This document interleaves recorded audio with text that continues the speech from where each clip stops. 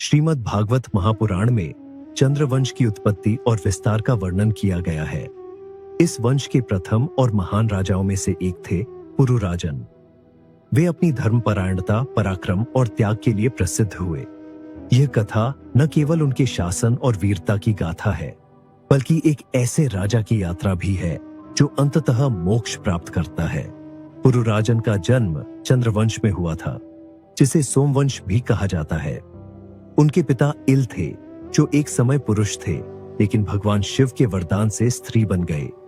जब इल स्त्री रूप में थे, तब उनका विवाह चंद्रदेव के पुत्र बुध से हुआ। इस संयोग से पुरुराजन का जन्म हुआ। पुरुराजन अपने बचपन से ही तेजस्वी और बुद्धिमान थे।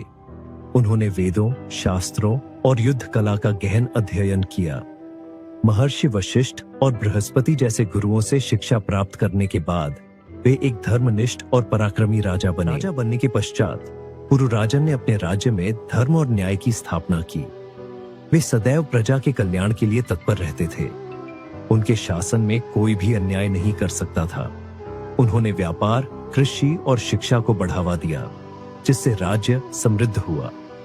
पुरुराजन ने अनेक यज्ञ किए, जिनमें अश्वमेध यज्ञ और राजसूय यज्ञ प्रमुख थे।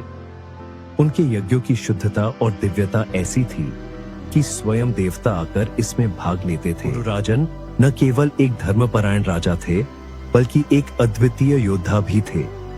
जब दैत्यों ने पृथ्वी पर आतंक मचाना शुरू किया, तो उन्होंने अपनी सेना को संगठित किया और दैत्यों के विरुद्ध युद्ध किया। एक बार असुरों का राजा रावण पुरुराजन के राज्य पर आक्रमण करने आया।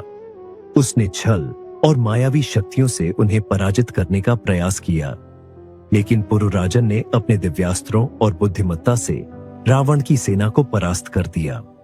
इस युद्ध के बाद देवताओं ने उन्हें धर्म योद्धा की उपाधि दी। युद्धों में विजय प्राप्त करने के बाद भी पुरुराजन का मन शांति की खोज में था। उन्होंने अपने पुत्र को राज्य सौंपकर संन्यास ग्रहण कर लिया। वे गंगा के तट पर तपस्या करने चले गए। उन्होंने वर्षों तक घोर तपस्या की, जिससे भगवान विष्णु प्रसन्न हुए। भगवान ने उन्हें दर्शन दिए और वरदान मांगने को कहा।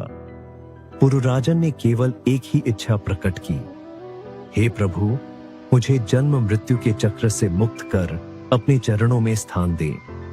भगवान विष्णु ने उन्हें मोक्ष प्रदान किया और अपने धाम ले गए। पुरुराजन की कथा हमें सिखाती है कि सच्ची शक्ति केवल बाहुबल में नहीं, बल्कि धर्म और भक्ति में निहित होती है।